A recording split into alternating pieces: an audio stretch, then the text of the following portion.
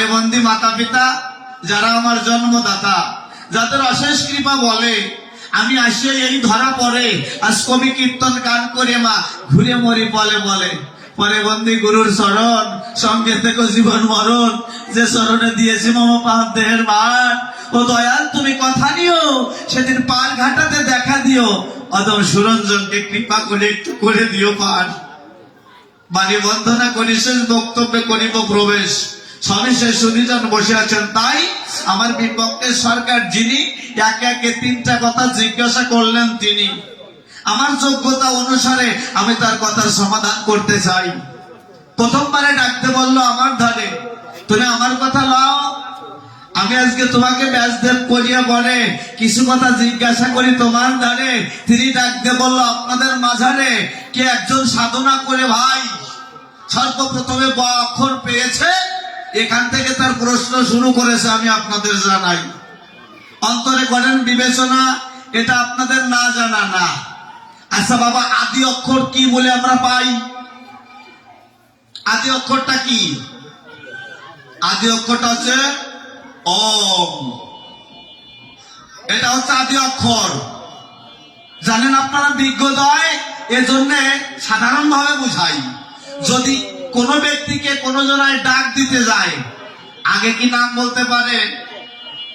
আগে নাম বলতে পারে না, আগে ও, এরপরে নামটা, নাকি? এরপরে নামটা, আগে ওম। এই ওম কথাটা সর্বপ্রথম হয়েছিল জানেন আপনারা বিজ্ঞদয়। এ শুধু এটাই নয় বাবা, তুমি যে বললে ব কথাটা পাই, আমি বলি তোমার কাছে তোমার যে রামায়ণ খানা রয়েছে, এই রামায়ণের জ্ঞানই তো তোমার ভিতরে দেখা যায়। আমার কাছে বলো দেখি, তোমার রামায়ণের সৃষ্টি তত্ত্বটা আছে নাকি? যদি থাকে তুমি পড়েছো নাকি? সৃষ্টি তত্ত্বটা দেখেছো? আমি বলি আপনাদের কাছে উনি যে বললেন বোয়া, কিন্তু বোয়ার আগে যে হ অক্ষর, এটা তুমি দেখো নাই।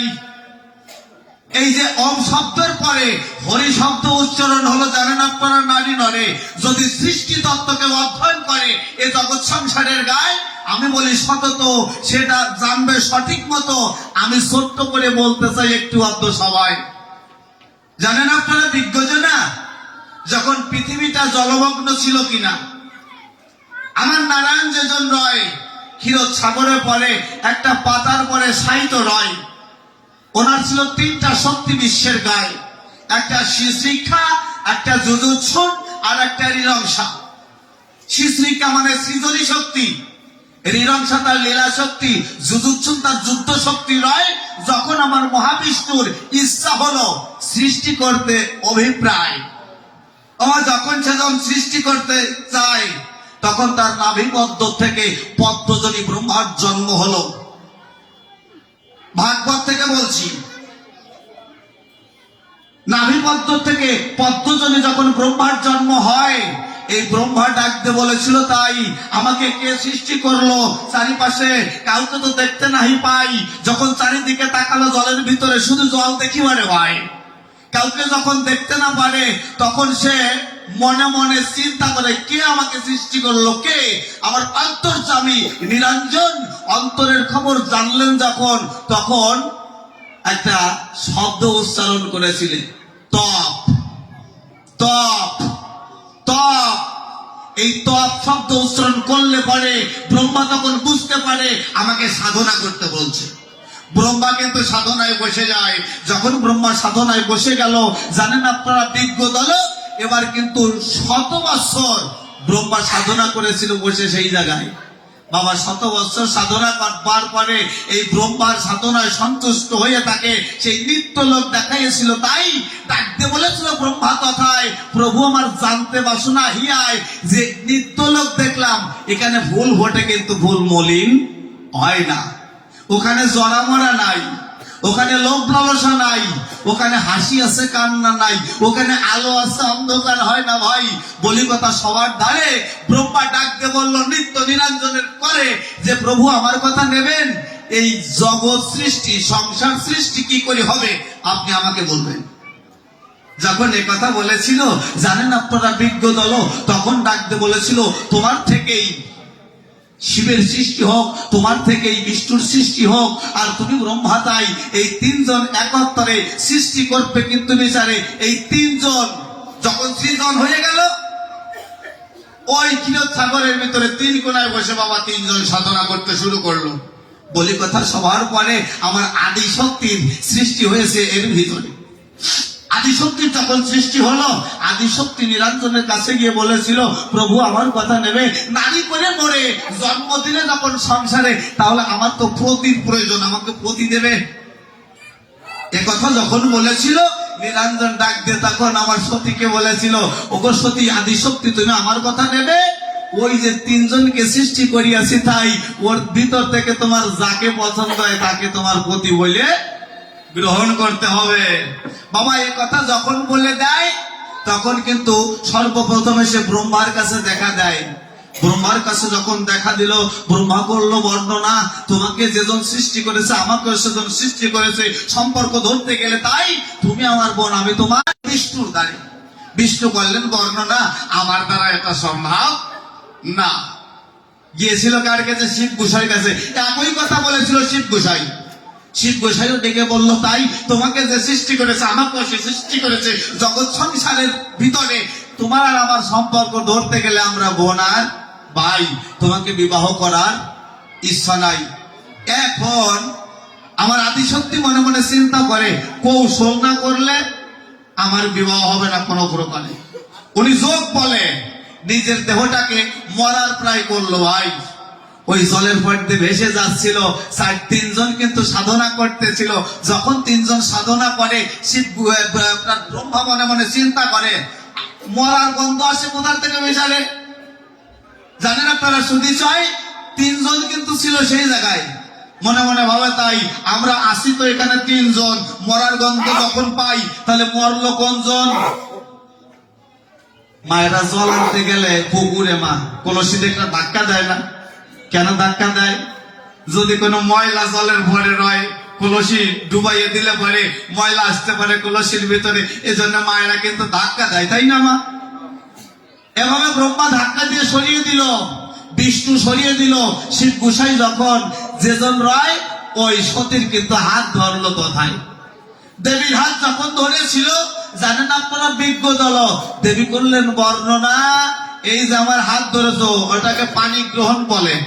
জানেন আপনারা বিজ্ঞ জানা কিনা? তাই আগের এমন একটা নিয়ম ছিল, কারো হাতে জল খেতে গেলে পরে তাকে বিবাহ করতে হতো। বিচারে হাত ধরতে গেলে পরে তাকে বিবাহ করতে হতো। পরনারীর হস্ত ধরা পাপ জগতে রয়। আমি বলি সবার পরে এ কথা দিয়ে যখন শিব গোসাইকে আটকাই দিল বিচারে, এখন শিব গোসাই হয়ে পড়েছে নিরুপায়। ডাকতে বলে, ঠিক আছে ব্যবস্থা রয়েছে মনের ভাবো, তোমারও 108 বার মারা যেতে হবে, আর আমারও 108 বার মারা যেতে হবে।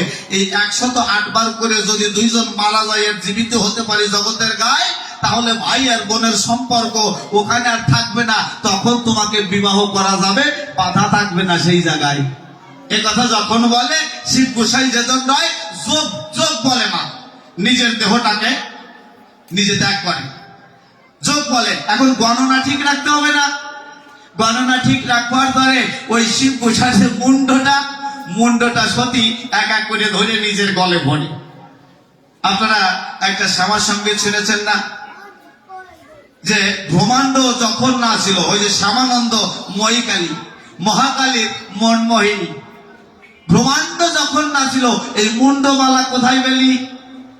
এই যে 108টা মুন্ডমালা আমার মায়ের গলে দেখা যায়। শিব গোসাই 108 বার যখন মারা গিয়েছিল, জানেন আপনারা বিজ্ঞ দল, ওই যে মাথাগুলো মা পড়েছিল গলে, এখনো আমরা মূর্তি করলে পরে ওই মায়ের গলে যে তোলে, ওই মুন্ডগুলোই দোলে।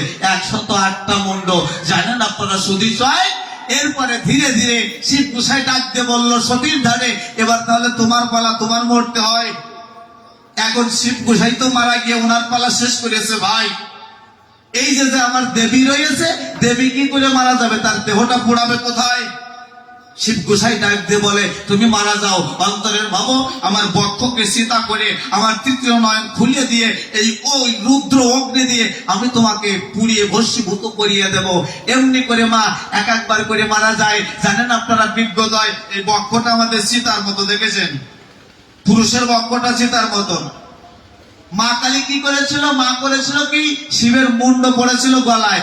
আর শিব গোসাই গণনা ঠিক রাখবার জন্য ওই দিন মায়ের থেকে এই কণ্ঠের যে হাড়টা, এইখানে এই যে এই হাড়টা খুলে রেখেছিল। এই জন্য শিব গোসাইয়ের গলে হাড়ের মালা দেখবে।